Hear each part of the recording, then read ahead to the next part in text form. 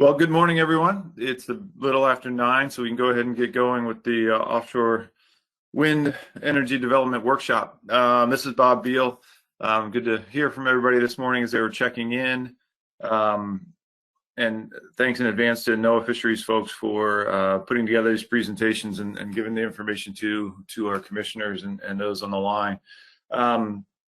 You know, offshore wind obviously is a big issue for ASMFC in the states and the federal government. It's come up a number of times this week. Janet Coit brought it up as one of the priority issues for her in her new position as an assistant administrator, and it's come up during the lobster vessel tracking discussion that happened on Monday as well. And it's just happened, I mean, it's just come up a number of other times this week, and essentially staff workload issues. It's putting a big burden on states to track and engage in all the wind projects up and down the coast. So obviously this is a big issue and something that's really important to the states and something that's moving pretty quickly. So getting an update on where things stand and some of the policy issues associated with it is going to be great. We got two speakers this morning, Peter Burns from Garfo and Andy Lipsky from the Northeast Fisheries Science Center. So they're going to each give a presentation, then we'll have time for questions and discussion afterward. We've got, I think, an hour and a half scheduled for this, so it should be plenty of time for a good discussion afterwards if there's questions and some follow-up discussion. So Peter and Andy are going to hit just basically the offshore wind development process and where things stand, looking at data exchanges, impacts and mitigation to fishery independent surveys. That obviously, if there's development offshore and fishery surveys happen in those areas, there's potential impacts and need to consider mitigation for those impacts. And then also the status of research on wind projects and marine living resources that are in the footprints of these projects. So with that, I think we'll go ahead and jump right in. My understanding, and based on the slides on the screen, it looks like Peter's going first. So take it away, Peter, whenever you're ready. Thank you. Thanks very much, Bob. Really my pleasure to be here today. As Bob said, I'm Pete Burns with NOAA Fisheries. It's great to be back with all of you at the Commission. About a year ago, I transitioned from my former position as a fishery policy analyst in our Sustainable Fisheries Division to my current role as chief of our Ecosystem Management branch in Garfo's Habitat and Ecosystem Services Division. Our branch supports our offshore wind and aquaculture activities, and today I'd like to talk to you a little bit and update you on some of the wind-related things that we're working on in our office.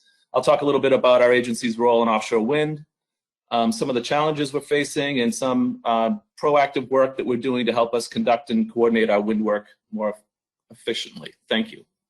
Next slide, please. So as you may know, the Bureau of Ocean Energy Management, or BOEM, is the lead agency for all offshore wind projects. And for the most part, NOAA Fisheries is a cooperating agency. We provide recommendations and consultations to help understand and minimize the environmental impacts of the offshore wind projects. So we act as a cooperating agency for NEPA, so we review the BOEM's environmental impact statements. We also do consultations, Section 7 consultations under the Endangered Species Act, and we do essential fish habitat consultations under the Magnuson-Stevens Act and provide conservation recommendations in response to the biological assessments and the EFH assessments that BOEM provides. NOAA Fisheries is also an adopting agency under the Marine Mammal Protection Act for the authorizations that we provide on these specific wind projects. Susan Tuxbury is our regional wind team coordinator, and she works out of our branch, and she coordinates all the environmental reviews and policy issues that we have to deal with through our NIMS wind team. And so that involves folks from all of our Garfo divisions, from the Northeast Fisheries Science Center, from our Office of Policy and Headquarters, and our Headquarters Office of Protected Resources. So it's a big group involved, very involved in these reviews and policy issues with offshore wind.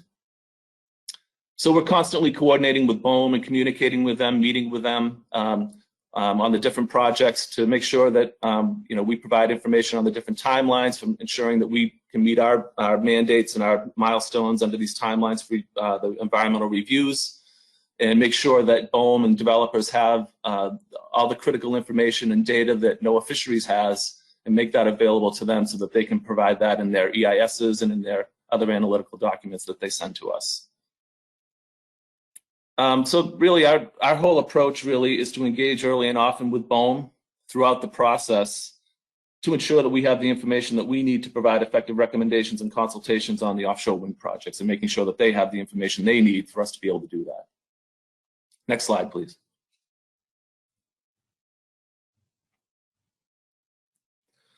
So we've been busy lately. As Bob mentioned, there's a lot of workload associated with these offshore wind projects, and they're coming very, very quickly through the being rolled out fairly quickly.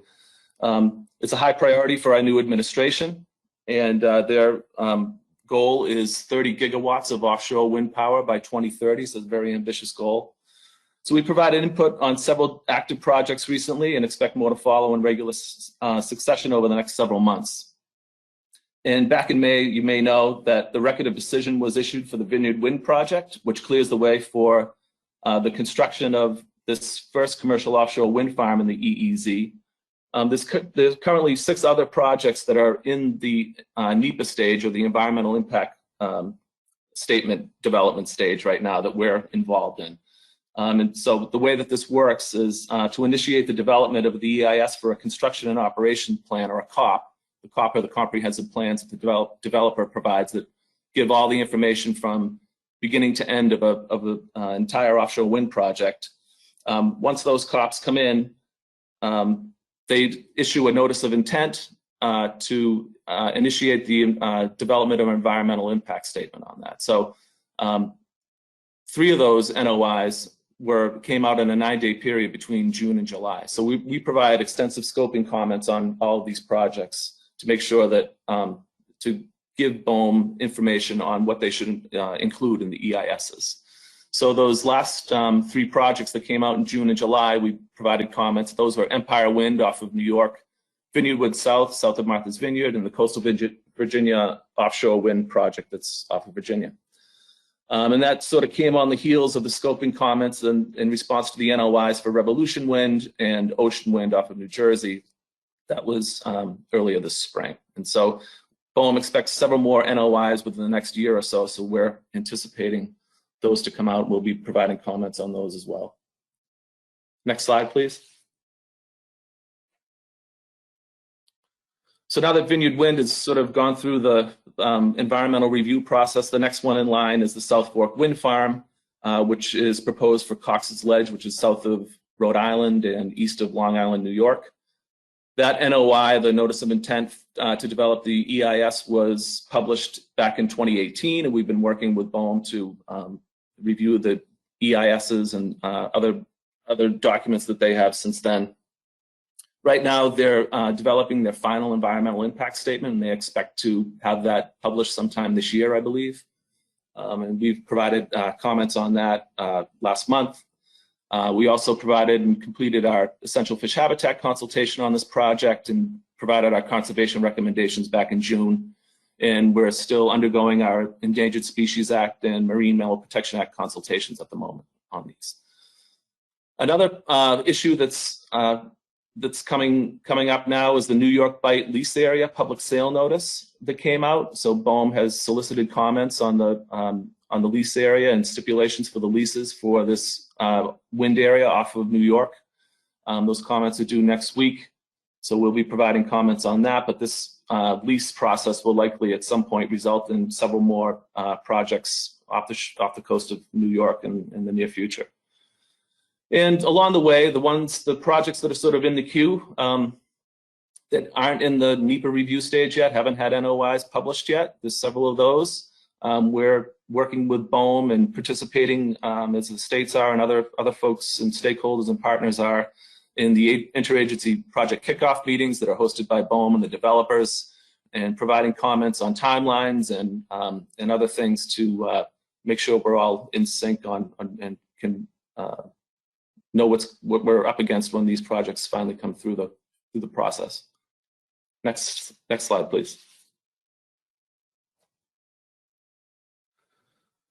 So that's what we're working on, some of the things that are on our desks right now, but all these projects don't come without their challenges. NOAA Fisheries certainly supports the administration's ambitious goals for offshore wind energy development. but the rollout of the multiple projects in quick succession has resulted in a significant increase in workload, and it poses a challenge for us to ensure that we can make our obligations, meet our obligations, and help mitigate the impacts to marine resources and fishing communities from these projects. So we're doing our best to review these projects with the resources that we have on hand.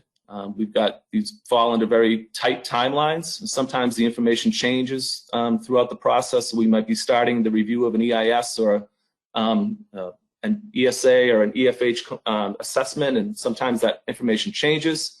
So that requires us to sort of reassess that new information, and can take extra time for us to be able to provide our conservation recommendations when we're up against changes like that. But these things are happening very quickly, and changes are happening a lot.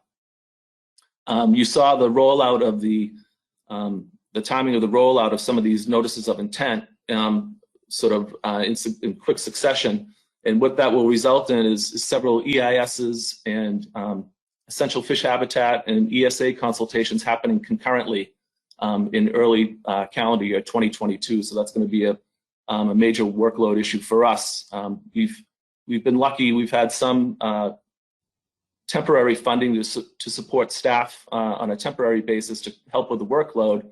And we've submitted a very robust FY22 budget to help get more permanent dedicated funding for wind in the region and in the Northeast Fisheries Science Center. So we're hopeful that more permanent funding will be able to help us handle the workload that's coming along with all these projects. And so in the meantime, we've been sort of taking staff that have been working on other things and repurposing them or reprioritizing their work to handle wind projects that are under a very tight timeline for review. Next slide, please.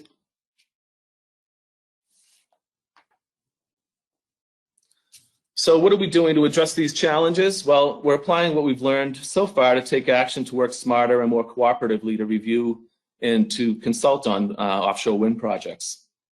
We published benthic fish habitat mapping recommendations to supplement the current guidelines that BOEM has in place to ensure that there's sufficient targeted benthic sampling to facilitate our EFH consultations and our impact assessments. So hopefully those checklists will be, those mapping recommendations will be helpful to BOEM and developers and their contractors. We've also developed checklists to help guide BOEM's EFH and ESA assessments that they provide to us, and we use those as the basis for our consultations. So it's very important that the information in there is the best available information, that it's up to date, and that it's complete, and that the impact assessments are complete so that we can do our consultations, because if they're not, then we have to send them back and ask for more information. So hopefully with these checklists, that gives more information to the developers and to the contractors and BOEM about what exactly we're looking for and what we need for these assessments. And we've also got one for our socioeconomic needs, for the socioeconomic analyses on fishing communities and fisheries that that BOEM provides in the EIS. We're working constantly with staff at BOEM to make sure that they have all the information that we can provide to them, and sort of using examples from other EISs or other assessments, other documents that sort of hit the mark, and sort of pointing to those as examples to use in subsequent analyses. So hopefully that works, and those lessons learned get wrapped back into future projects. That'll save us time on both ends, I think. And we've also developed, we're working with BOEM staff to develop templates for certain documents, like the EFH assessments and ESA documents, to kind of look at a more programmatic approach. A lot of these impacts are similar across different projects. They're all on the outer continental shelf. So there are specific concerns with each particular project that are unique, but a lot of these are the same. So we're trying to package all of that up in sort of a programmatic kind of a document that can accompany some more detailed recommendations and issues that we can provide in our conservation recommendations and our consultations. And finally, we've developed some new and are using some existing data query tools to make sure that we can that BOEM and developers and contractors have adequate access to the information that NOAA Fisheries is responsible for. Next slide. So some of those data tools, a new offshore wind socioeconomic impact summary report was developed specifically with wind assessments and analyses in mind. This was done by folks at our Northeast Fisheries Science Center in conjunction with some folks at GARFO. It's the Offshore Wind Socioeconomic Impact Summary Report, which is sort of a standardized report of socioeconomic impacts of the fishing operations for each wind area. There's a commercial and a party charter component to each one. They highlight landings and revenue by species and gear type and fishery management plan within each wind area. Provides revenue by port and vessel dependence upon operations in each area. So those are very useful reports that are available by wind area. We've also got the Offshore Wind Socioeconomic Data Query Tool, which has commercial fishing trip data that's involved in that. And that is summarized by species and gear type, port of landing and state of landing. So just another way to kind of get at some of that fishery dependent data that we have available through VTR and VMS data and dealer data to be able to get a better idea of the socioeconomic impacts on a project by project basis. We also have the existing Stock Smart tool. Most of you folks might be familiar with that if you're involved with stock assessments. It provides information on species-based stock assessment results that can help in the analysis of fishing community and fishery impacts from wind projects. Next slide, please. And we had some other existing tools that weren't developed for wind, but nevertheless have very real and useful applications to help in the assessment of impacts from wind projects. We've got our Essential Fish Habitat Mapper, which is up on our website, which provides spatial representations of the different fish species in a particular area at all their different life stages and the habitats that they rely on. So that's a really good way to kind of get an understanding of some of the impacts, some of the resources that would be impacted by a particular wind project. And I think most folks are familiar with the Northeast Regional Ocean Council and the Mid-Atlantic Regional Council on the Ocean data portals, which have a whole host of fish habitat and distribution data, maps, et cetera, based and includes some of the NOAA fisheries data sets from vessel trip reports and vessel management system data. So that's just another way to kind of get at trying to make sure you have all the information to be able to do a proper assessment on impacts to NOAA fisheries resources. Next slide, please. So with that, I'll just say that we've got a lot of work ahead of us, just like the states, to try to tackle these wind projects and ensure that we can do an adequate and sufficient job of assessing the impacts to our trust resources and our fishing communities. And we're continuing to work with BOEM and with our senior leadership to make sure that they understand our concerns and find ways to be able to streamline and make the process more effective so that we can adequately assess these projects as they come through. Thank you. Great, thanks, Peter. Appreciate it. Maybe, yeah, you guys do have a whole lot going on, and it's appreciate the scope of everything you're doing for sure. Maybe we'll take a couple questions right now before we get into Andy's presentation. I'd rather stick with questions now and then have a discussion after both presentations. So if there are any questions now, go ahead and raise your hand. I see Joe Cimino has his hand up. Go ahead, Joe. Thanks, Bob. Thanks, Peter. That really is a whole host of stuff going on. And I'm used to sitting next to you, so I don't have to raise my hand to ask questions to you. But just regarding the essential fish habitat and the mapper, I know a lot of that data used is really kind of coarse data. With all the research and monitoring going on for wind, has there been any discussion about kind of using the new collection of data to feed into the essential fish habitat mapper? Joe, thanks for the question. I'm not sure how that new information would feed into that. I mean, that's certainly something we can consider, and there may be folks who are very involved in essential fish habitat consultations and the like that understand the mechanisms and the process for doing that.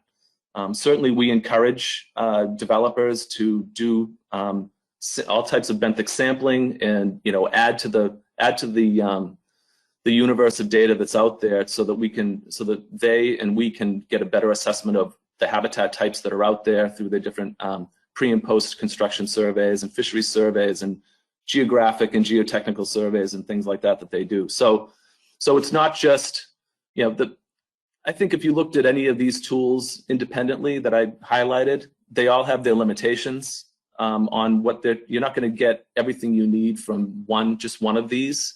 It's nice that we have a bunch of different ones so that you can sort of use that and kind of get to the problem in multiple ways.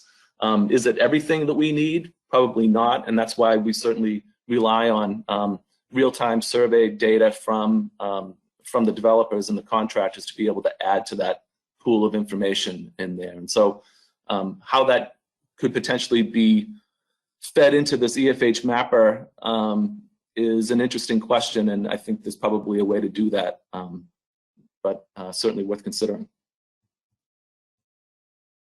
Great, thanks, Peter. The next hand that I saw was Lauren Lustig. Go ahead, Lauren.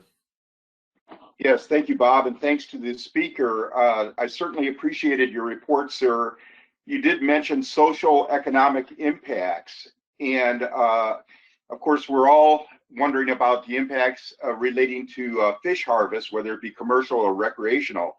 But two other things that came to my mind, I was wondering whether they are being considered.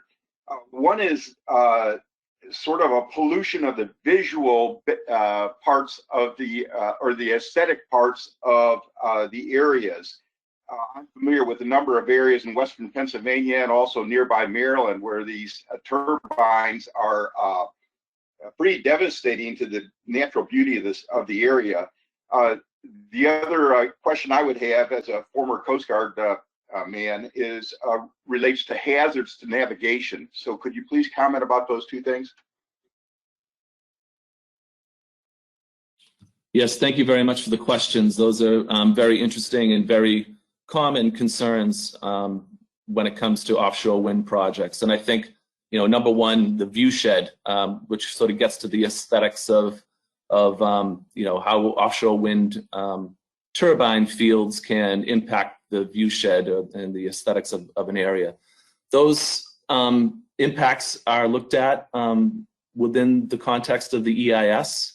And so there's a lot of analysis that goes into that. And I think a lot of the ways that some of these projects have tried to deal with that is by moving these projects farther offshore to make sure that you can't really see them from land. I think that's really one of the ways that they're trying to address that. But certainly there's a lot of questions and concerns that come in about that, and those issues are analyzed in the EIS. And as far as the hazards to navigation, that's another thing that's really come up recently as well. And hold on, sorry about that. Just a minute, please. Sorry.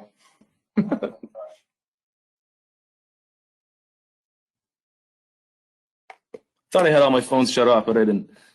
So we've got hazards to navigation. And some of these projects, and I believe Vineyard Wind has done it this way, they've had there's been studies done by the Coast Guard. There was the Maripars project that was in Mass, Rhode Island, study that looked at sort of navigational hazards and transit routes and things like that. So those are proposals that come up, and the fishing industry, I believe, had some input on that, and also the Coast Guard, trying to determine what the optimal spacing between different turbines is, and I think it was 1 or 1.1 nautical miles between the turbines and the Vineyard Wind project. So those things are also analyzed as part of this project, part of these projects as well. So I'll leave it at that. Thank you. Thanks, Peter. The next hand that I saw was Eric Reed. Thank you, Mr. Beal, and thank you, Mr. Burns, for the presentation. I just have a question. What is the role of the commission and the councils, which are your management partners, in assisting NMFS in informing comments to BOEM on this barrage of projects you got going on? What's our role here? I think the role is, it's a common role. So prior to my this presentation, we've provided some information out to both councils recently to sort of update the councils on what's happening. I think the council staff and the councils themselves have been very aware of these projects, and the council has been active in providing comments in response to the EIS calls for comments and on the notices of intent and things like that. So I think the role is the same with the states. The states are very active. The state agencies are involved in the process. They're involved in through the Coastal Zone Management Act process. They're also providing comments. They're providing technical expertise and assistance. We're on these meetings, these kickoff meetings and other meetings with federal agencies, and we know that the states are providing their expertise as well. So I think the states and the councils and NOAA fisheries have a common interest.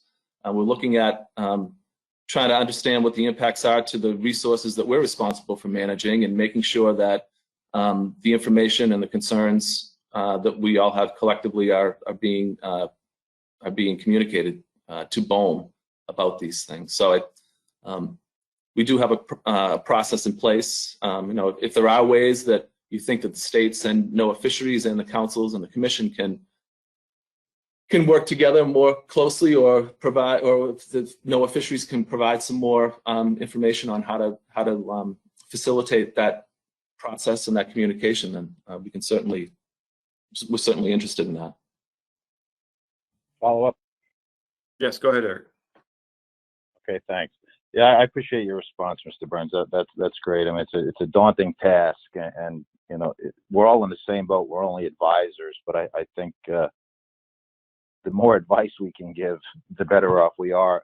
You mentioned the Maripaz study, and I just wanted to comment on that. The Maripaz study did not consider the cumulative impacts of multiple wind areas in southern New England. Is there any chance or any discussion about having them redo that study in order to consider the cumulative impacts of multiple wind farms and the safety concerns of transit and things like that in these much bigger areas than just the one they considered? That's an excellent question. I'm not sure. I think cumulative impacts is a very important issue with respect to offshore wind projects, because as you can see, obviously we've got a lot of projects that are happening in very rapid succession here. A lot of them are adjacent, or they're close. And those cumulative impacts are an important aspect to the overall impacts of these. And if you start looking at these projects sort of in a silo, you're probably going to miss some of the important aspects of the cumulative impacts across the coast. So that's certainly a concern. But I think as far as having them redo the Maripaz study, I don't really know of anything, whether or not they plan on doing that or not. I know that we tried to. I think the fishing industry and I believe we have commented on sort of the positioning of transit routes and things like that between different wind farms to help to facilitate fishing access and navigation and things like that. And I know that the Coast Guard is very active in providing input on that as well. So how that relates to this particular Maripaz study, I'm not quite sure. Okay, thank you very much. You all set, Eric? I am. All right, great.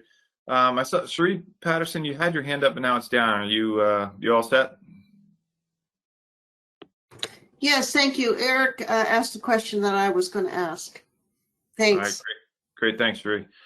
Well, those are all the hands I have up, so I think it's a good break point to go ahead and ask Andy Lipsky to go ahead and give his presentation, and then we can get into some additional conversation and questions after his presentation. So whenever you are ready, Andy, go ahead. Thanks. Thank you, Bob. Can you hear me? Yeah, sounds great. Great. I'll just wait for the presentation to show up. Right now, I see questions on the screen left over from Pete.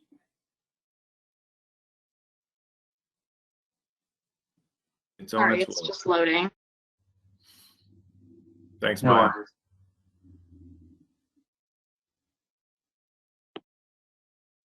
Excellent. It's up on my screen, so I think everyone else can see it and they can hear me. Well, good morning, everyone. I'm Andy Lipsky from the Science Center. Really pleased to be here. The commission may have taken this up, but I remember it was August 5th, 2019, in Arlington. We had a offshore wind workshop where we discussed some of the similar issues that Pete and I are covering today. You know, the world has changed a lot in a lot of different ways since then. But there is some advancements since that update since 2019 in terms of the offshore wind industry, and also I think I'm also happy to say that there's also advancements in our understanding of offshore wind fisheries and wildlife science as well as challenges to meet those demands. Next slide, please. So NOAA Fisheries addresses offshore wind in our offshore wind needs across 4 pillars. And Pete did an excellent job sort of describing our role in the process, which is sort of pillar 1 is supporting the current regulatory process that Pete described very effectively. The second area of work and need is the Science Center's role in the regulatory process, the scientific support for that process. And the third area, or third pillar, is addressing the impacts of wind energy development on NOAA scientific surveys and scientific advice that we provide based on our statutory mandates under ESA, Marine Mammal Protection Act, and Magnuson. And the fourth area of need, or fourth pillar of effort, is understanding the impacts of offshore wind development on our trust responsibilities or marine ecosystems. So my presentation is going to touch on, Pete covered the pillar 1 in terms of the regulatory process, and my presentation is basically going to sort of give some updates of where we're at across the areas of effort of pillars 2, 3, and 4. Next slide, please. And I'll be really brief since Pete described this very well, the various authorities that NIMS engages in. Again, BOEM is the lead action agency, the decision maker in offshore wind, energy, permitting, and regulatory matters. And we work as a cooperating agency and collaborating agency with the Bureau of Ocean Energy Management, again, providing advice, recommendations, and comments that's received by BOEM. So the Science Center supports the regional office and our Office of Protected Resources through the MMPA process by providing fisheries, marine mammal, endangered species, and ecosystem science expertise that's needed to contribute to the regulatory process and these various authorities and places in the offshore wind permitting process where the best available science is needed to deliver the regulatory and meet the regulatory requirements of those authorities. So that's sort of pillar 1, and we've been working very closely with our regional office and our headquarters, as well as our councils and commission to provide the best available science across the various authorities that intersect with the offshore wind process. Next slide, please. So we have, from a science perspective, we are in the Northeast Fisheries Science Center. We are trying to deliver science and science products and advice to address the coexistence of offshore wind with fisheries and with wildlife conservation. So that is our primary aim. There are challenges to do this with the pace, scale, and magnitude of pending offshore development, and we are committed to the sustainable development of offshore wind energy.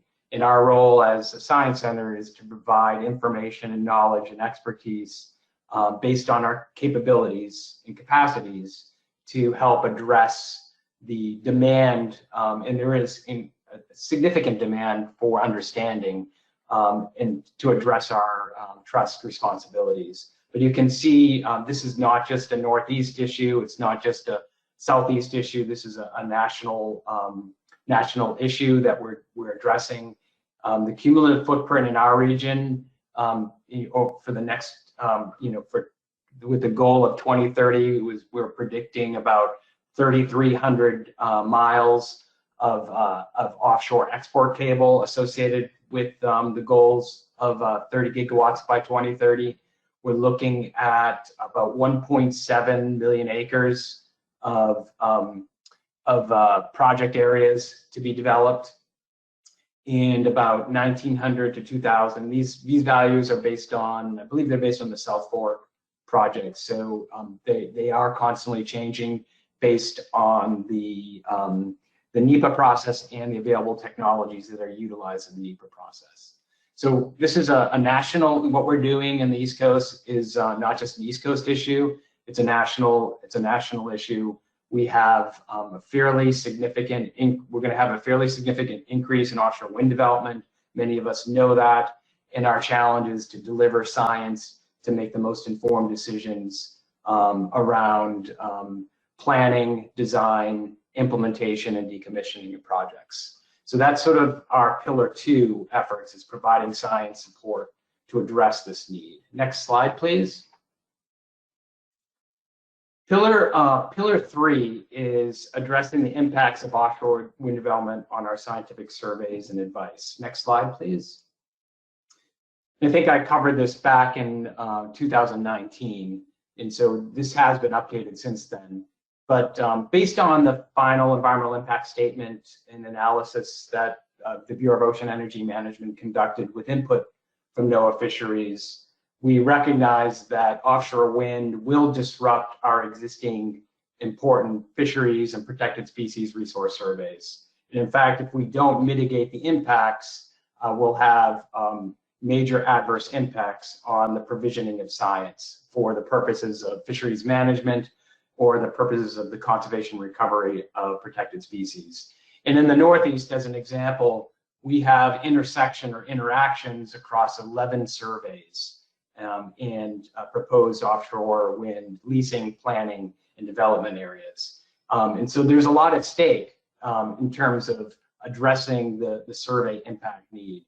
Many of these surveys, as many of you are well aware, are long-standing time series, and that's really the value of the science in the Northeast, is these long time series that allows us to make powerful decisions and provide powerful scientific advice that's ascertained by carrying out surveys, utilizing standardized techniques and methods that we've employed without changes, or if we have made changes, we've calibrated those changes to have the integrity of those time series. This chart just provides just a snippet of the major applications of those individual surveys, which range from our autumn bottom trawl survey, our spring bottom trawl survey, our scallop surveys, all the way to our protected species aerial surveys, shipboard and aircraft surveys, and our highly migratory species surveys, so such as the large coastal shark bottom longline survey and the pupping and nursing longline gillnet surveys.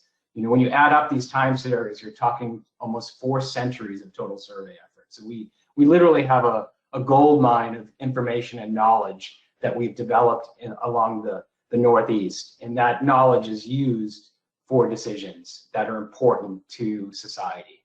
Next slide, please. This is just another way to look at our 11 surveys in terms of their interactions, and basically we've just overlaid our survey strata, or the way that we divide up our surveys in terms of the probabilistic survey design models to measure change according to our survey type. And, you know, based on a minimum and maximum overlap of survey strata and then the total overlap of wind development with total survey area, you can see the how each of these surveys has a relationship and overlap with proposed wind lease areas, or not just proposed lease areas, but existing lease areas, and potential future research area lease areas. Next slide, please.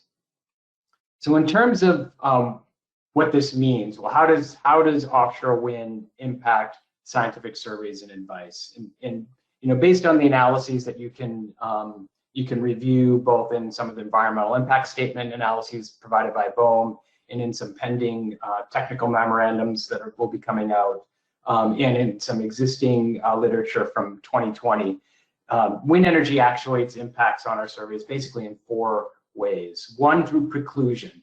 So the Bureau of Ocean Energy Management, or Coast Guard, does not provide a regulatory exclusion of our surveys, aircraft, or our vessels. There's nothing that says we can't go into offshore wind energy areas.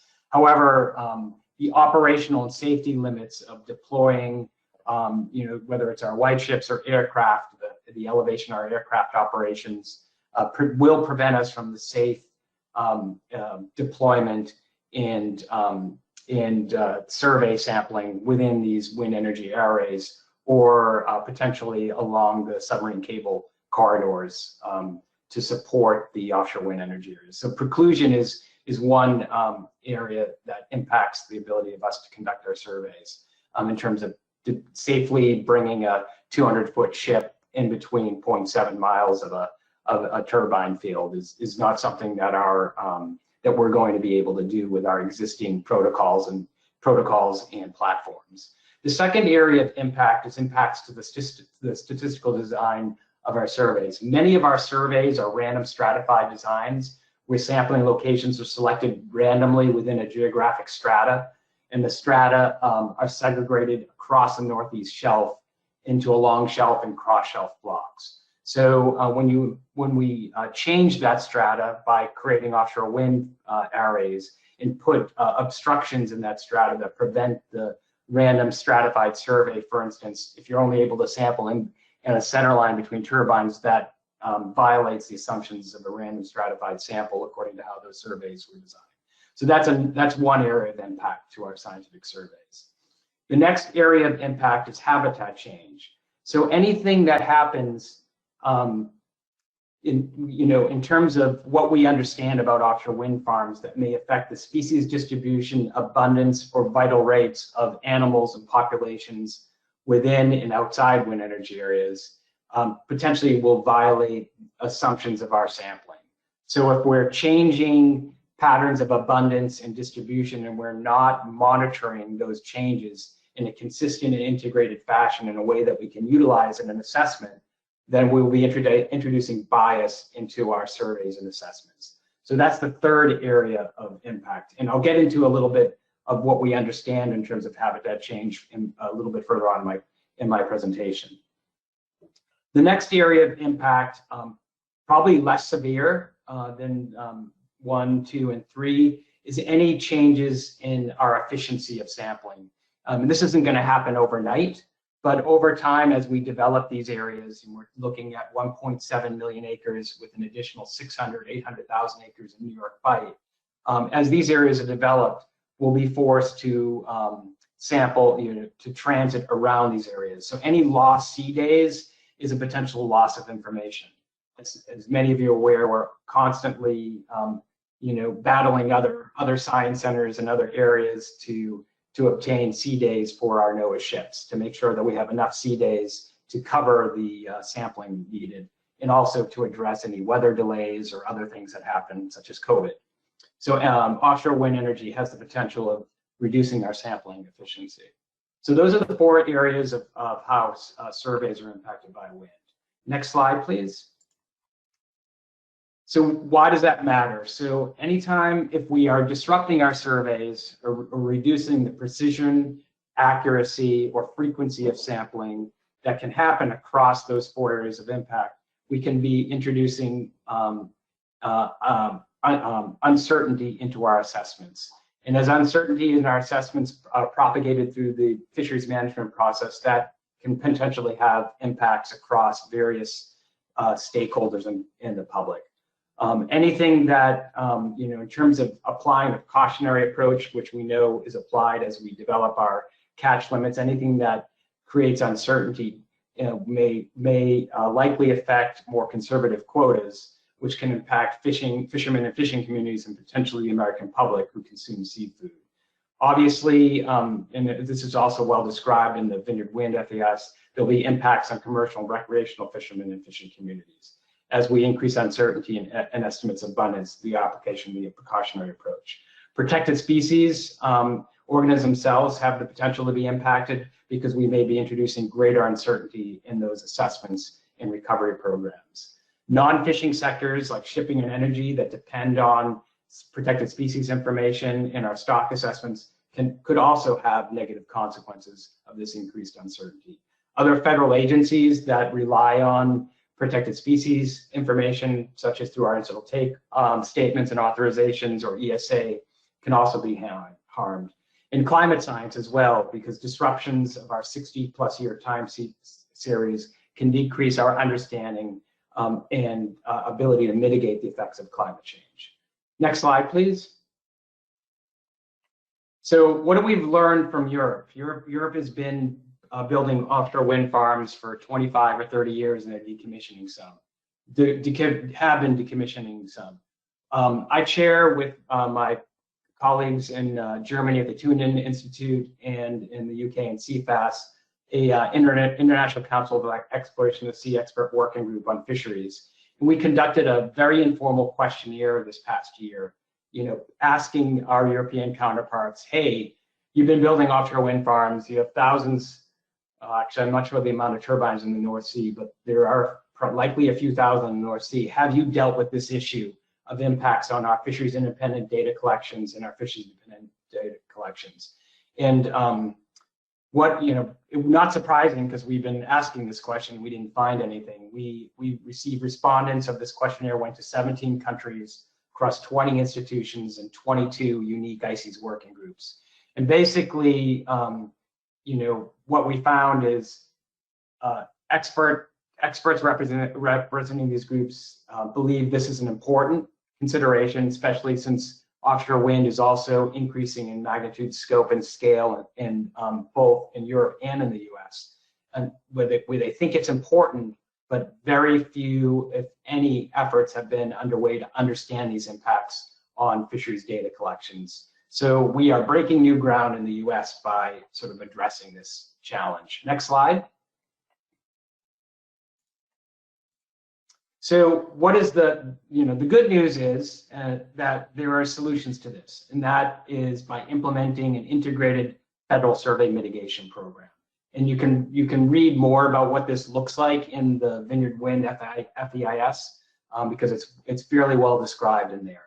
And basically it's a 6-part plan. One is to evaluate our survey designs, to evaluate and quantify the effects and impacts, and this will largely be at a stock by stock basis, depending how any particular stock assessment uses FID information in the assessment is going to really influence how impacted that assessment will be if we either modify or change our advice or can't survey in these areas.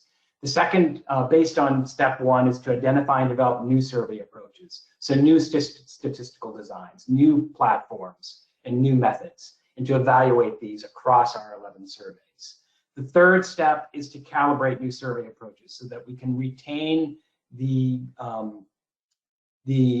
gold mine of information of these time series. So we ensure continuity, interoperability, integration, precision, and accuracy of our data collections. And the fourth step is to develop interim provisional survey indices. So what can we do with existing data to bridge the gap? And so we're working on those efforts right now. Step 5 is actually carrying out new approaches, whether new platforms and new technologies or existing approaches that require analytical solutions for the lifespan, which is 30+ years of the operations of a wind farm. The 6th step is we're not going to do this in a vacuum, and we know that fisheries management and fisheries science is a participatory process, and it's going to require us to develop and communicate new regional data streams. And so the data management systems, the dissemination reporting systems, and the work that it's going to require to step through steps 1 through 4 is going to require work with our councils and our commission and our affected stakeholders and our partners in various parts of the fisheries and protected species programs. So that's sort of our solution to solving this problem. It's not all doom and gloom, but we are a little bit late to the game, but we need to amp up our efforts to implement a survey mitigation program. Next slide, please. So where are we in the status of implementing those 6 steps? So green is we started it, yellow is we're initial stages, and red is we haven't started it yet. So we have begun step 1 for the fall and spring bottom trawl survey and the scallop surveys. We have efforts that we're kickstarting on the bottom trawl survey. In the next slide, I'll describe. And we are working with the New England Fisheries Management Council and scallop survey strategy that has a term of reference to address offshore wind interactions with the scallop survey data collection. So we've begun those efforts, which is really good. We've begun some efforts looking at North Atlantic right whale aerial surveys. We're not going to be able to fly at the elevations that we normally would fly at because of the height of these new turbines, which approach about 1,000 feet above the sea surface, which is the height that we conduct our aerial survey operations. And the rest, we have a lot of red where we haven't begun yet. So there's a lot of work to do. The good news is we've started it. The bad news is we need resources now to make sure we do it. But the good news regarding the resources is our FY22 budget and the President's budget does recognize this need, and we do have some resources to begin this effort to mitigate the impacts on our surveys. Next slide, please. So in terms of the multi-species bottom trawl survey, we are kicking off an effort this year working with the Cooperative Institute for the North Atlantic region, and we'll be carrying out a series of workshops to implement an evaluation of the federal bottom trawl survey and developing a simulation experiment that will help us evaluate changes in performance of our survey and the potential impacts survey performance may have on management advice. So I would look forward. We will be working with our councils and our commission. We have a steering committee that we've stood up, and we'll be reaching out very shortly through our SINAR partners to carry out 2 workshops, one likely before the end of this year, and one in 2022, with the end game to build a model, evaluate alternatives, and identify survey mitigation actions to address the federal bottom trawl survey interactions with offshore wind. Next slide, please. So how does offshore wind Pillar 4 interact with our trust responsibilities or our trust resources? And as many of you know, this crosses both the human dimensions, our social activities and benefits, the biological, and the physical and chemical realms. That's how offshore wind interacts with the marine realm. And all these areas interact with each other, which makes it complicated. Next slide, please. So from a human dimension standpoint, there's a lot at stake if we don't get this right. We have, based on our socioeconomic impact trends, $244 billion in sales from commercial and recreation, and with $110 billion in value added dollars. This is national. These are national benefits from commercial and recreational fisheries. So it's really important for us to consider the interactions of commercial and recreational fisheries with offshore wind energy. Next slide, please. And Pete, I'm not going to spend too much time on this. Pete actually put it in his presentation.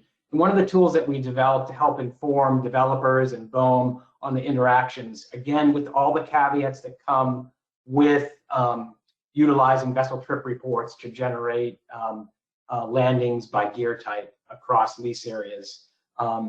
These are good tools for us to showcase how these interactions look across offshore wind energy areas. This is a tool that I provide the hyperlink here that anyone can go to and look and get very detailed summaries of fishing effort within wind energy areas, both in terms of existing lease areas and potential leasing areas in New York Bight.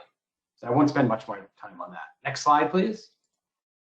One of the things that we've done as part of the new ICES working group is looking at where is advancing understanding of fisheries interactions, the human dimensions with offshore wind.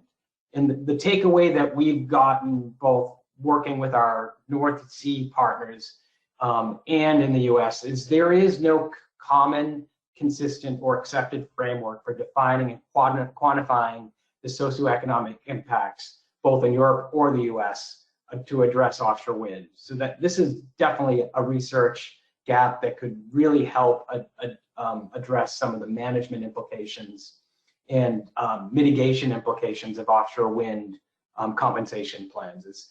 We really do require an integrated, consistent, and accepted approach for how we define and quantify these impacts. And this is something that was recently part of a workshop that we convened last winter. The report is available on the IC's website, and there'll be more work coming on this area of collaboration. Next slide, please.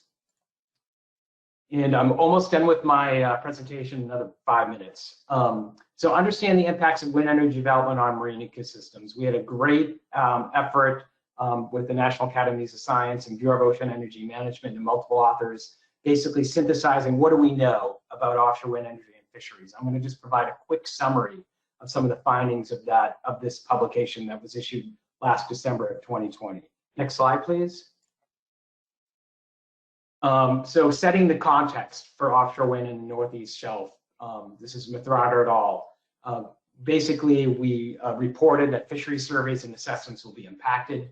Fisheries resources will be impacted, and this happens through sound, EMFs, artificial reef effects, hydrodynamics, for instance, and fishing activities and societal benefits will also be impacted. So this is published in the Journal of Oceanography. So what do we know across these areas? Next slide, please.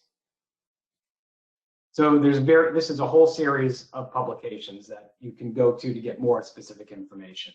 But in the setting the context article, we basically describe how impacts can occur across all life stages, whether it's larval dispersal, settlement, juvenile survival, adult abundance, distribution, or survival. And there are different sensitivities across those life stages and across the different stages of offshore wind development, both from the survey, G&G surveys, to the construction, to the operational lifespan, to the decommissioning. And in terms of sound, we know that sound occurs during all phases of development, from surveys to decommissioning. There's potential physical injury, mortality, changes in behavior, changes in communication or masking, and potential movement changes. We also know that sound sensitivity and thresholds for impacts are known only for a few species. And so there's limited knowledge for most species populations, life stages, and other phases. In terms of magnetic fields in the submarine cable carders, there's existing evidence from the field and lab studies that indicates the potential for EMFs from cables to affect navigation, predator detection, communication, and finding mates for finfish and shellfish. Electrosensory species such as elasmobranchs and those that use magnetic map sense are particularly vulnerable to EMF. What we also know from recent research is HVDC cables and modeling found that DC magnetic fields decreased with increased burial depth. And buried cables still produce direct current magnetic fields that are perceptible to some species. There are variable cable depths along cable routes, and that presents variable direct current magnetic field changes to some receptive species. And there's a recent NYSERDA cable report that highlights different planning tools and mitigation measures for cable armoring and burial that would be very important. But in terms of EMF, more research is needed to really understand individual and population level effects. In terms of artificial reef effects, turbines do support what we know a diverse and abundant artificial reef community. We're creating lots of islands out across the ocean. And that includes epibiota, mobile shellfish, and finfish. Finfish and shellfish, as well as birds and marine mammals, are also benefiting from local increased food availability and or shelter. Understanding the artificial reef effect requires study at broad spatial and temporal scales, which really has not happened yet. So we really need to get at the attraction production hypothesis and resolve some of the scientific issues associated with reef effects. In terms of hydrodynamics, offshore wind farms can alter local and regional hydrodynamics through the modification of wind fields and also oceanographic parameters like turbulence, mixing, and vertical stratification. This is particularly important like places where the cold pool exists in the mid-Atlantic and southern New England. A lot of existing studies focus on how altered hydrodynamics affect processes and sediment suspension, resuspension, temperature change, nutrient transport, but there's a lot more research that needs to happen.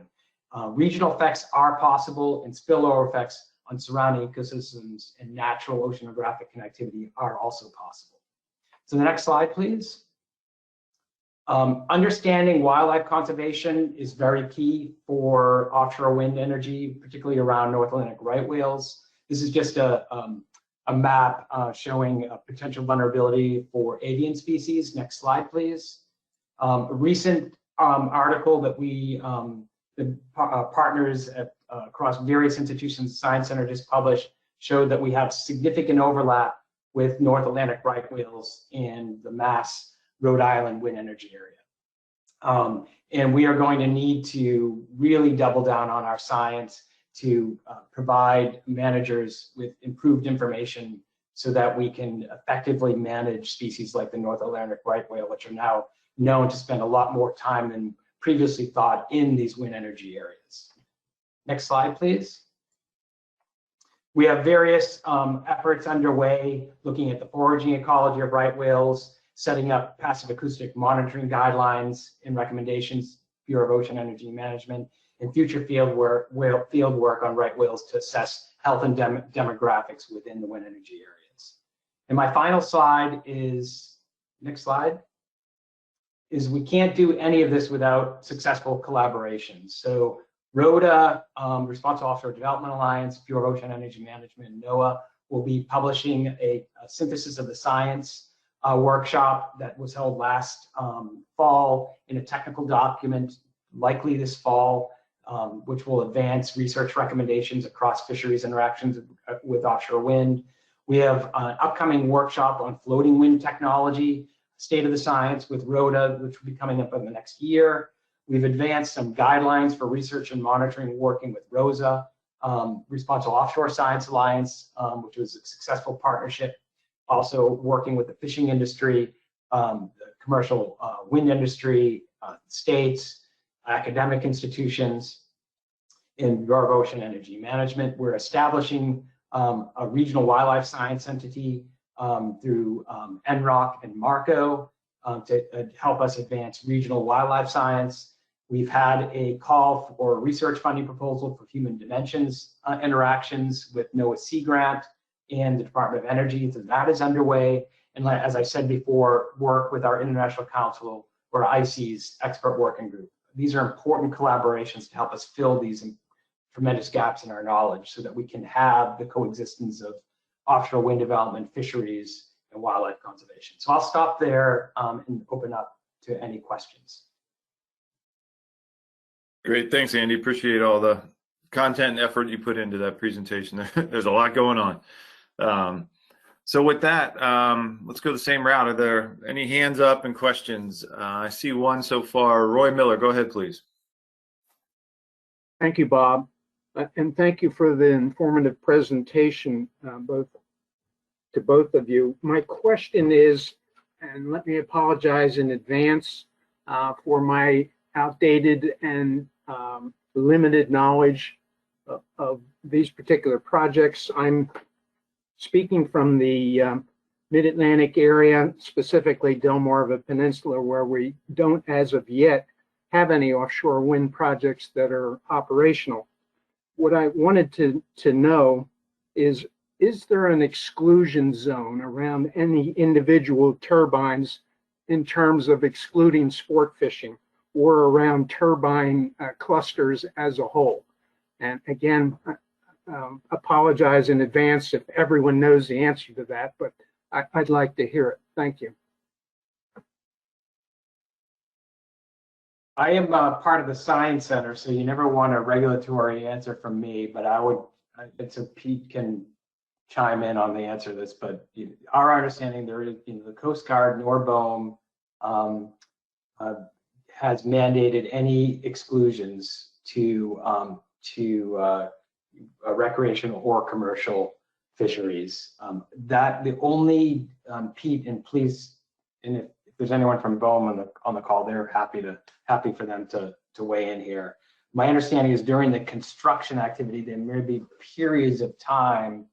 I don't think it's, I think, for Vineyard, it was just at the individual turbine level where there may be a construction zone during the pile driving phase. that, that's a very immediate to the individual pylon that's being, that the monopile that's being driven, that may be a, very temporary exclusion zone. But no, the Coast Guard nor BOEM sets up any permanent exclusions. That is a different story in the North Sea, which has a different country by country efforts. But I fished recreationally right up against the Block Island turbines. Granted, those are in state waters, but there are no exclusions. Pete, do you have anything to add to my response? I really don't, Andy. I think you hit it right on the head. And we, keep in mind we only have one project that's actually been, gone through the whole gauntlet of environmental review and permitting right now. So, as Andy said, I'm not aware of any restrictions on that other than maybe temporary ones for construction.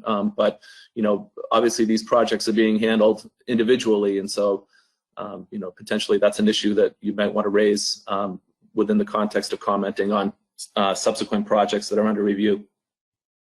Similar to NOAA fisheries and our determination that that while there's no exclusion, there is preclusion because of our operational constraints.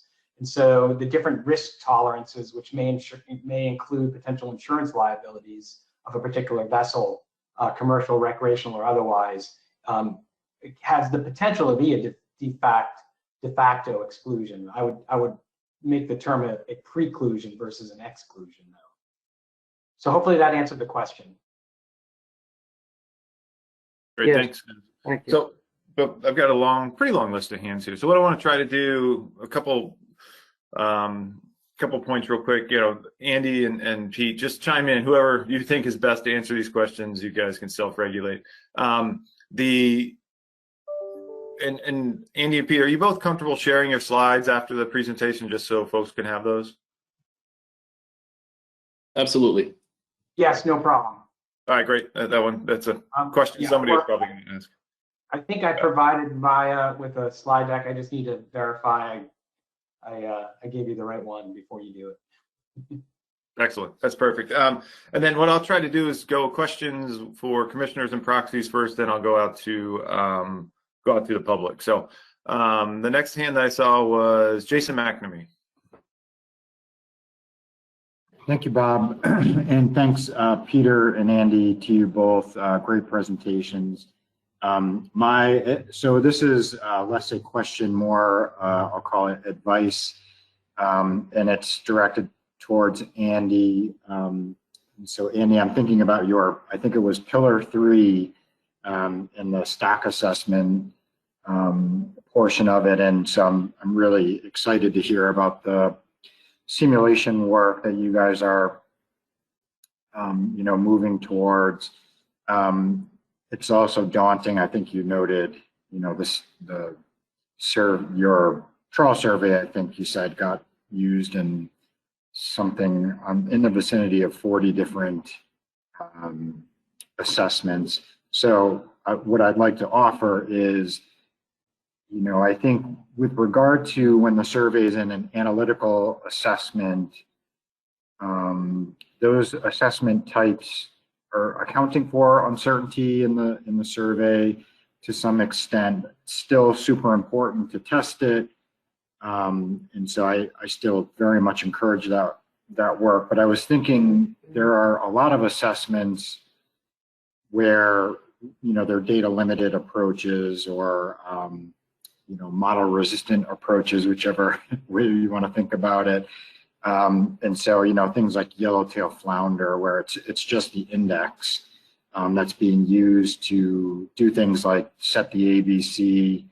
I think potentially those should be prioritized. So, it's a big list. It's a lot of work. I'm just trying to offer some advice that, to prioritize those ones that are using like the index-based approaches in the as the assessment.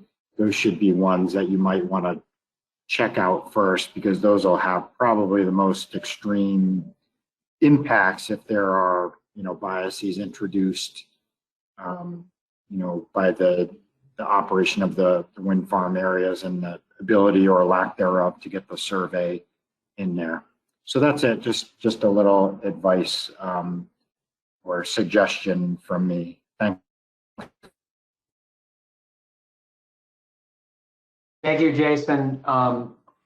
We are not going to do this work in a vacuum. We have we're designing a deliberative approach, and so towards assessing, to building a simulator to answer questions, and also to prioritize, case studies. And your example of yellowtail or any other, data limited species are going to be potentially most sensitive to remove, changes in survey or removing data.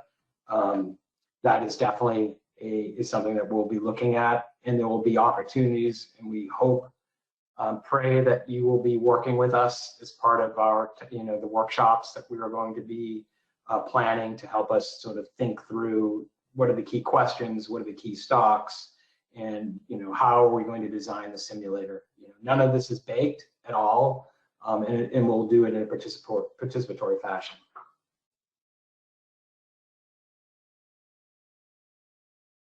Great, thanks, Andy and Jay. The next, I've got Eric Reed, then Lauren Lustig are the two commissioner hands I have up. Eric, go ahead, please.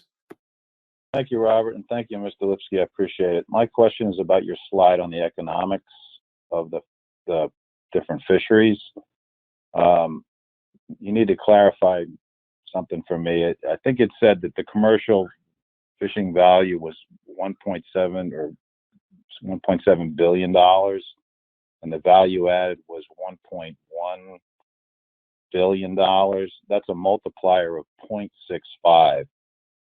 It is my understanding, based on a SCEMFISH study, that, for example, fluke and sea bass, the multiplier is 6.5. So I don't know if I'm reading that slide right, or where did you get those numbers? Because I think they're extremely undervalued, if I'm reading it right. And just one comment to Mr. Miller's question. Roy, you're asking the wrong people. You got to ask your insurance company if there's going to be any exclusions for these wind farms. So that's my question and comment. Thank you. Thank you, Commissioner Reed. To answer your question, whenever we present socioeconomic data on fisheries, we're never going to get it right. Right? There's various ways of counting those dollars, and also the values. Some of the values of our fisheries are not even monetary values. They're cultural, place-based values, as well as something that our ICES working group is getting into. The 1.74 million was not sales. That refers to number of jobs. And so this was basically, I was just reporting what's in the Fisheries Economics report for the United States, from which our latest edition of that is 2017.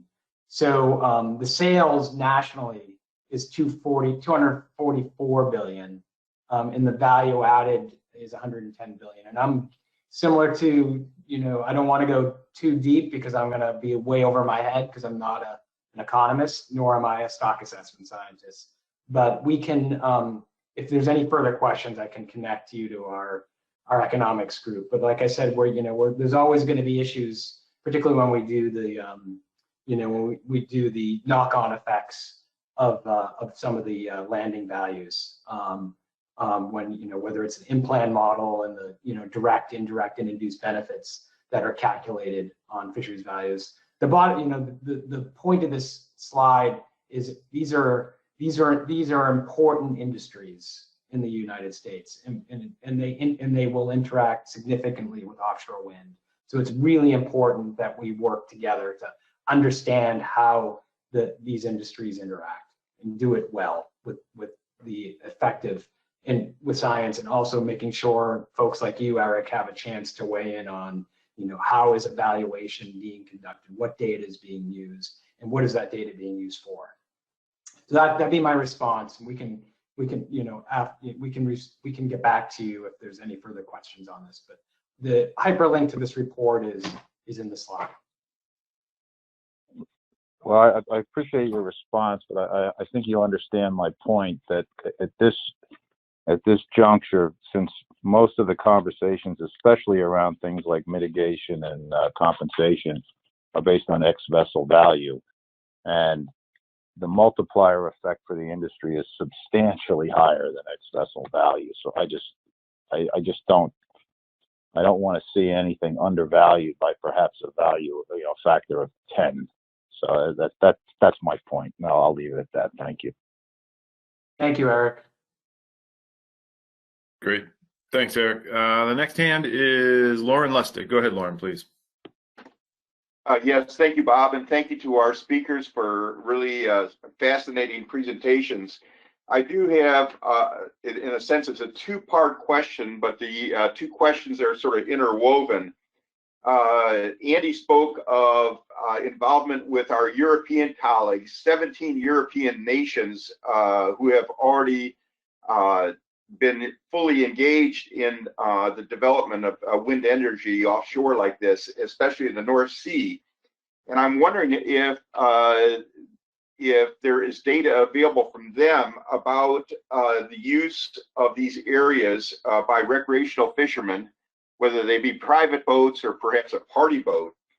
And that leads to my second question, which is there, in a sense, a sweet spot that is out of view of shoreline users, one of the speakers said that these turbines are 1,000 feet high, so I could understand that out of view issue is to be spoken of in miles, but also within a reasonable distance for day trip recreational anglers to enjoy the perhaps enhanced fishing. Those are my two questions.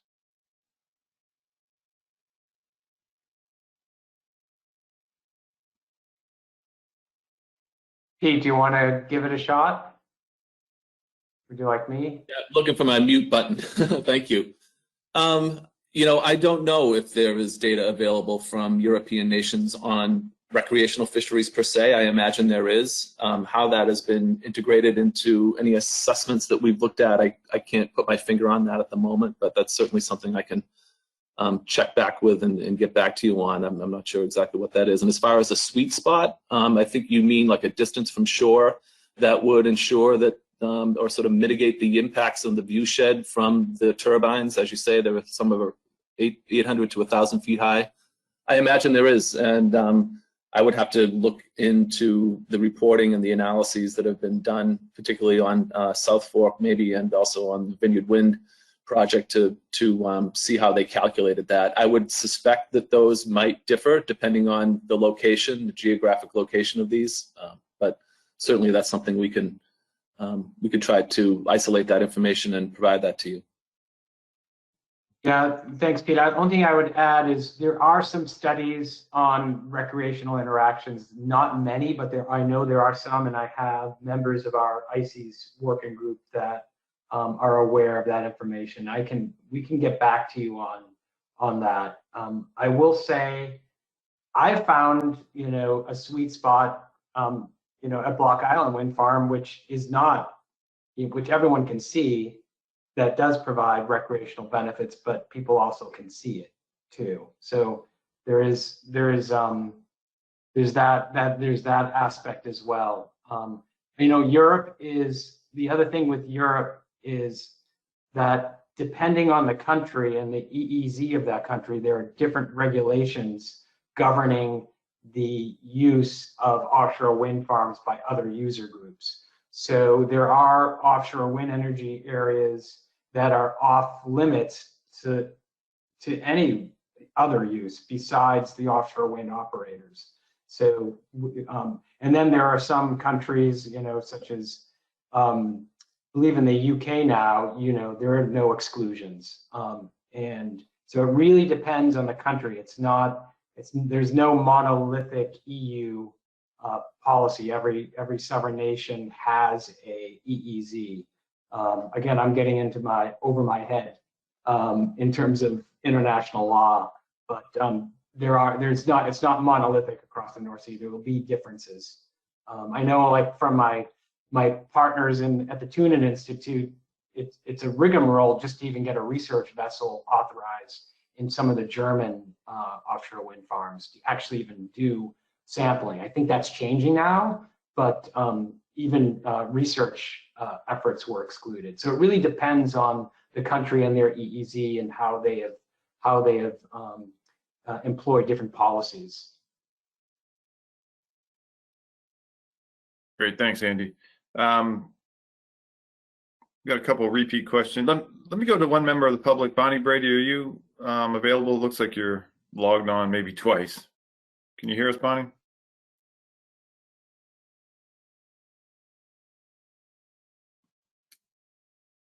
Bonnie, you're unmuted on our end. Hi, can you hear me? Yeah, there you go, Bonnie. Go ahead.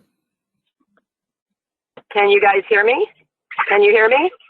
Hi, how are you? Bonnie Brady, Long Island Commercial Fishing Association. Thank you for taking me. I'm driving, so if I could ask these two questions quickly, and then if you all, I can hear you, but I may lose you again. My first question is for Mr. Lipsky, and I'm curious, since BOEM did a supplemental EIS of Vineyard Wind, the cumulative, which of the area and also with other projects, I'm wondering what is the status of a Northeast Fisheries Science Center? Is there a cumulative monitoring and mitigation system across all wind energy projects, and what components are you planning on including within that?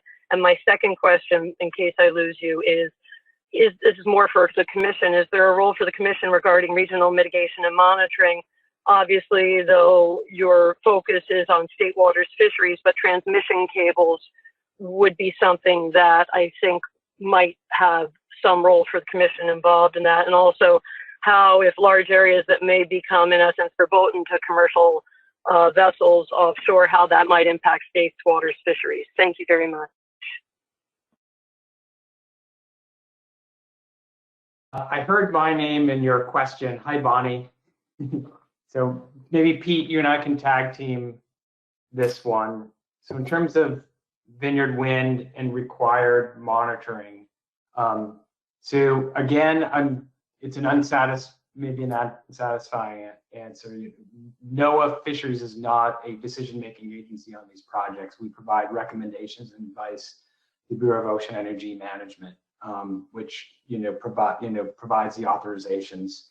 So my understanding is for the Vineyard Wind project, there is fishery studies underway. Those fishery studies were required due to state policies in Rhode Island, through the Rhode Island OSAM, through the CZMA consistency determination. Again, Jason could probably speak better to this or not, but in those monitoring requirements were incorporated in the record of decision for that project. But to answer your question, there is no regional required monitoring of offshore wind projects by BOEM nor NIMS. NIMS doesn't have the authority to just because we're not an action agency to this regard, but there is guidance that BOEM provides, but there's no sort of integrated regional required monitoring system. I will say in our paper in oceanography that was a major lesson from the North Sea, is the need to integrate and nested scale monitoring approaches across areas. It's why we don't have a lot of certainty in some of these areas.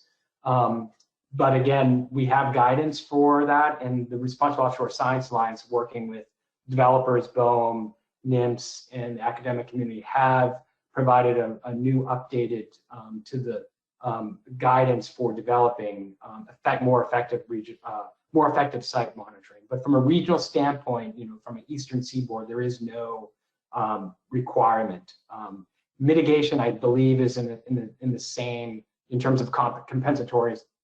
I'm not, again, I'm stepping into waters. This is a BOEM, via BOEM decision to do such, but I know individual states do require compensation.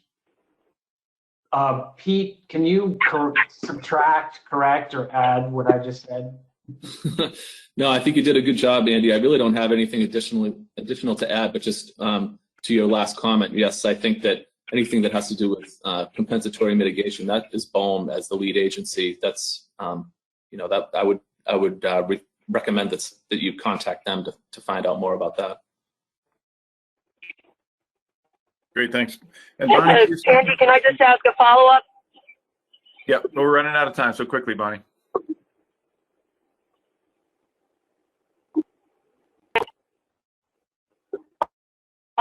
The follow-up was, and that includes the right whale, correct? Also, no mitigation monitoring specific to. I think we're losing you. You may be going into a bad cell spot. So we'll need to move on in the interest of time. So I've got 3 more hands from commissioners and 2 more hands from the public. So we can go a couple minutes long, but ACCSP starts at 10:45 and we have to give plenty of buffer to give them time to get up and running. So we are now entering the lightning round. So quick questions and quick answers is what we're going to do for the next few hands. So let me go back to commissioners, then I'll go back to public. Tom Fode, you haven't had a chance yet. Yeah, New Jersey had required that they put money in for research, and basically we were very happy about that because we thought we'd get background research. And the amount of money, I think, was $24 million on the wind project to go on there. But BOEM made a decision that they won't have to pay for any of this research until the first watt of power is basically put through the lines. So that basically does not allow the money for the background research. What other methods are we going to be paying for getting the money to basically do the background before they start putting the windmills in? We were counting that pot of money and now it's not available.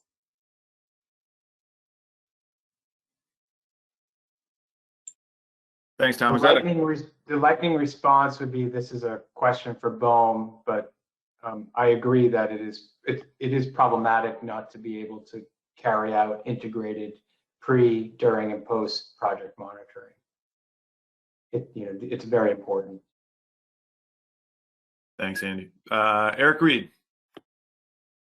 Yeah, thank you, Robert. I'll make it quick. To Mr. Lustig's question about view shed, the calculation for height of eye is basically a square root of the height. So if you have a nacelle, which is probably the most likely thing you would see offshore because it's so big, and you're standing at 9 feet above sea level with your eyeball, you can see the nacelle 28 miles away. So I don't know if that's a sweet spot or not, but it's a long way. But that's how you figure it out. Square root of the height total. Yeah, thanks, Eric. That is a pretty long way offshore where you can see them. Actually, Lauren Lustig's the next on the list here.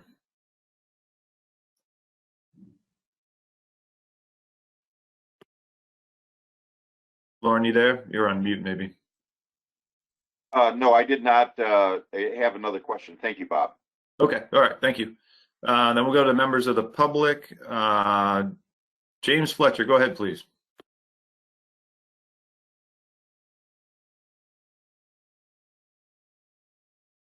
Hope that I'm unmuted. I have 2 questions. One, in the North Sea, it has become evident that the scallop larva is settling along the transmission cables due to the electromagnetic fields. And second, it has become evident that the structures are causing the surface tension of the water to be interrupted, and thus the eggs that float up are being exposed to UV light. How much are we going to have to lose before, or let me rephrase that, if it becomes evident that the towers are causing irreversible damage to the marine environment, can they be forced to remove them? In other words, when the cost of to the environment outweighs the power transmission or generation, can the contractors or owners be forced to remove them? Thank you.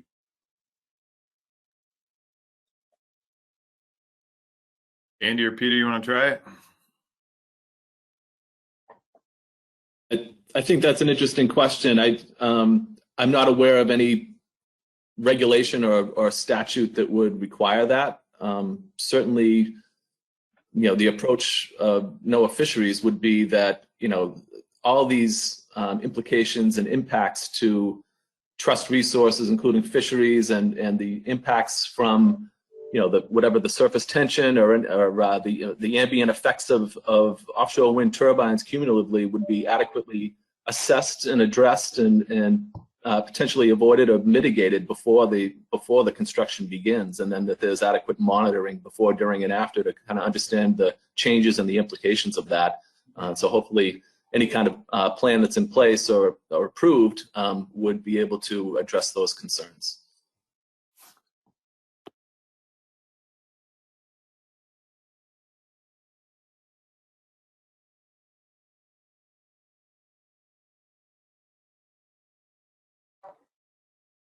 And as a follow-up, I will definitely intend to reach out to my colleagues in our ICES working group. We do have fishing industry expertise from Europe that also participates in see if we can get and see what the status of some of that research is. But as Pete said, developing the best available science or the best possible science is really important. So when Pete's group is doing their EFH consultations, being able to draw from reliable evidence-based sources of information in terms of interactions is going to be key, so we can provide those comments to BOEM. But again, it's BOEM is the action agency managing these projects.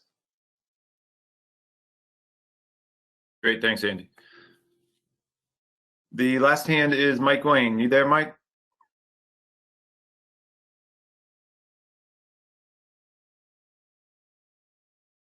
We can't hear you, Mike, if you're talking. Hey, sorry, I said I was muted by the organizer. Bob, thanks for the opportunity to participate.